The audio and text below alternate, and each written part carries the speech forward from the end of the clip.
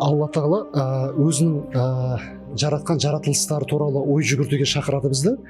Сөйтеді да ойланбайсыңдар ма, ой жүгіртпейсіңдер ма, бағана өзіңіз тафаккур, ой жүгіртпейсіңдер ма, ақылдарыңды қозғалтпайсыңдар ма дейді ғой. Осы жерде сізден сұрағым келіп отырғаны, біз енді тауға тасқа қараймыз да, әдемі екен, күшті екен деп қана қоя саламыз ғой. Ол күнделікті көріп жүрген нәрсе болғаннан кейін бізге қалыпты болып кеткен. Бірақ біздің Құрандағы ойланбайсыңдар ма деген сөз бұл басқа ғой. Біз одан да тереңірек ойлануымыз керек қой жаратылыстарды жайлы. Біз жаратылысқа, Алланың жаратылысына зер салуымызды соған үндейді. Сіздің жоғары аяттағы кәримада астағиду билла афала янзуруна илал ибили кайфа хулиқат ва илас самаи кайфа руфиат ва илал джибали кайфа нусибат фазаккир иннама анта музаккир деп садақаллаху лазим аят жалғасады. Мұнда не дейді? Анау түйеге қараш дейді. Қалай жаратылған, мә 3 күн, тіпті онан ары қарай жүрсе 5 күн, аптаға дейін сусыз жүре береді. Асықпайды, жай барақат.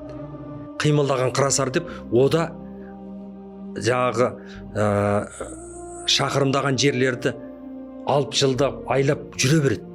Төзімділігін айтыңыз Алланың ойында. Демек, Алла Тағала қандай үйлесімді қылып, еш нәрсе артық емес, еш нәрсе кем емес. Тауларды қараңыз. Қалай қылып жердің қазығы, тепе-теңдікті сақтап тұрған. Тура солай Алла Тағала жаратты. Сен Алланы зікір ет, өйткені сен ескертушісің. Бірақ ешкімді соған мәжбүрлеуші емессің деп пайғамбарымыз есіне салады.